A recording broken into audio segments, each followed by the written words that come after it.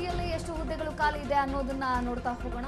ವಾರ್ತಾ ಇಲಾಖೆಯಲ್ಲಿ ಎ ಗ್ರೇಡ್ನಲ್ಲಿ 3 ಹಾಗೆ ಬಿ ಗ್ರೇಡ್ನಲ್ಲಿ 10, ಸಿ ಗ್ರೇಡ್ನಲ್ಲಿ 198 ಹಾಗೂ ಡಿ ಗ್ರೇಡ್ನಲ್ಲಿ 88 ಹುದ್ದೆಗಳು ಖಾಲಿ ಇರುವಂಥದ್ದು. ಹಾಗೆ ಮಾಹಿತಿ ಮತ್ತು ಜೈವಿಕ ತಂತ್ರಜ್ಞಾನ ಇಲಾಖೆಯಲ್ಲೂ ಕೂಡ ಹುದ್ದೆಗಳು ಖಾಲಿ ಇದೆ.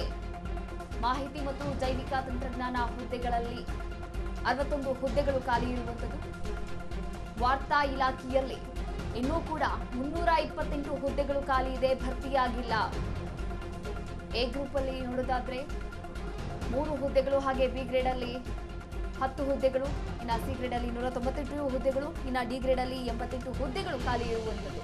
ಒಟ್ಟಾರೆಯಾಗಿ ವಾರ್ತಾ ಇಲಾಖೆಯಲ್ಲಿ ಗಮನಿಸಿದಂತಹ ಸಂದರ್ಭದಲ್ಲಿ 328, ಇನ್ನು ಮಾಹಿತಿ ಮತ್ತು ತಂತ್ರಜ್ಞಾನ ಜೈವಿಕ ತಂತ್ರಜ್ಞಾನಕ್ಕೆ ಬಂದರೆ 61 ಇಲಾಖೆ, 61 ಹುದ್ದೆಗಳು ಬಾಕಿ ಇರುವಂಥದ್ದು. A grade 6, B grade 21, C grade 23, D grade 11. ವಾರ್ತಾ ಇಲಾಖೆ ಮತ್ತು ಮಾಹಿತಿ ತಂತ್ರಜ್ಞಾನ ಮತ್ತು ಜೈವಿಕ ಇಲಾಖೆ CM ಸಿದ್ದರಾಮಯ್ಯನವರ ಅಡಿಯಲ್ಲಿ ಬರುವಂಥದ್ದು.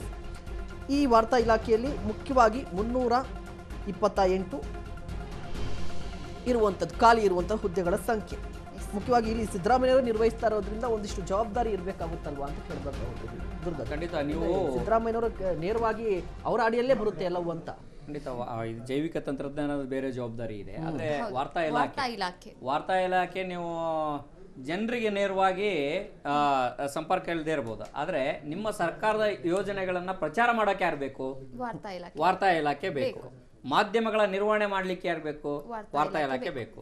ಆಮೇಲೆ ನಾವು ಆಗ್ಲೇ ಪ್ರಚಾರ ಮಾಡುವಂತ ಸಂದರ್ಭದಲ್ಲಿ ಅಥವಾ ನೀವು ಎಫೆಕ್ಟಿವ್ ಆಗಿ ನೀವು ಯಾವುದೋ ಒಂದು ಉದಾಹರಣೆಗೆ ಗ್ಯಾರಂಟಿಗಳು ಇಷ್ಟು ದೊಡ್ಡ ಮಟ್ಟದಲ್ಲಿ ಪ್ರಮಾಣದಲ್ಲಿ ಜನರಿಗೆ ತಲುಪ್ತಾ ಇದೆ ಅಂತಂದು ಹೇಳಿದ್ರೆ ಮಾಧ್ಯಮಗಳನ್ನ ನಿರ್ವಹಣೆ ಮಾಡಲಿಕ್ಕೆ, ಮಾಧ್ಯಮಗಳ ಬೇಕಾದಂಥ ಸೌಲಭ್ಯಗಳನ್ನ ಒದಗಿಸ್ಲಿಕ್ಕೆ ವಾರ್ತಾ ಇಲಾಖೆ ಬೇಕು. ಅಂತಹ ಸಮಸ್ಯೆಗಳನ್ನ ಬಗೆಹರಿಸಲಿಕ್ಕೆ ವಾರ್ತಾ ಇಲಾಖೆ ಇರುವಂತದ್ದು. ಆ ಕಾರಣಕ್ಕಾಗಿನೇ ಖಾಲಿ ಇರುವಂತ ಹುದ್ದೆಗಳನ್ನ ಭರ್ತಿ ಮಾಡಿದ್ರೆ ಹೆಚ್ಚು ಪ್ರಮಾಣ. ಉದಾಹರಣೆಗೆ ಇವತ್ತು ಅಧಿವೇಶನದಲ್ಲಿ ಸಚಿವರೊಬ್ಬರು ಕೊಟ್ಟಂತ ಉತ್ತರವನ್ನ ಕ್ಷಣಾರ್ಧದಲ್ಲಿ ಟೈಪಿಂಗ್ ಮಾಡಿ ಹಾಕ್ಲಿಕ್ಕೆ ಒಬ್ಬ ಜನರು ಬೇಕು. ಯಾಕೆಂತಂದು ಹೇಳಿದ್ರೆ ಸರ್ಕಾರಕ್ಕೂ ಜನರಿಗೆ, ಸರ್ಕಾರ ಏನು ಹೇಳುತ್ತೆ ಅದನ್ನ ಜನರು ತಲುಪಿಸುವಂತ ಕೆಲಸವನ್ನ ವಾರ್ತಾ ಇಲಾಖೆ ಮಾಡುತ್ತೆ. ಸೊ ಆ ಕಾರಣಕ್ಕಾಗಿನೇ ವಾರ್ತಾ ಇಲಾಖೆ ಕಡಿಮೆ ಇರಬಹುದು. ಆ ಒಂದು ಸಂಖ್ಯೆ ಬೇರೆ ಇಲಾಖೆಗಳನ್ನ ಹೋಲಿಕೆ ಮಾಡಿದ್ರೆ ನೀವು ಘೋಷಣೆ ಮಾಡಿರುವಂತಹ ಪ್ರತಿಯೊಂದು ಯೋಜನೆಯ ಸಮರ್ಪಕವಾದಂತಹ ಮಾಹಿತಿಯನ್ನ ಜನರಿಗೆ ತಲುಪಿಸಬೇಕು ಅಂತಂದು ಹೇಳಿದ್ರೆ ವಾರ್ತಾ ಇಲಾಖೆ ಅವಶ್ಯಕತೆ ಇದೆ.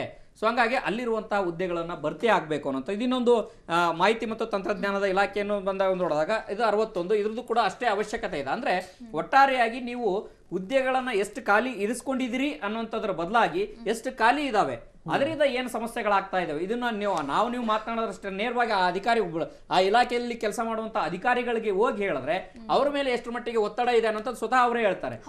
ಸೊ ಈ ಒತ್ತಡಗಳ ಅಧಿಕಾರಿಗಳ ಒತ್ತಡಗಳ ಕಡಿಮೆ ಆಗ್ಬೇಕು ಅಂತಂದು ಹೇಳಿದ್ರೆ ಅದು ಒಂದೇ ಹುದ್ದೆ ಬೇಕಿದ್ರು ಕೂಡ, ಖಾಲಿ ಇದ್ರೂ ಕೂಡ ಅದನ್ನು ಭರ್ತಿ ಮಾಡುವಂತ ಕೆಲಸವನ್ನ ಸರ್ಕಾರ ಮತ್ತು ಆ ಇಲಾಖೆ ಮಾಡಬೇಕಾಗಿದೆ.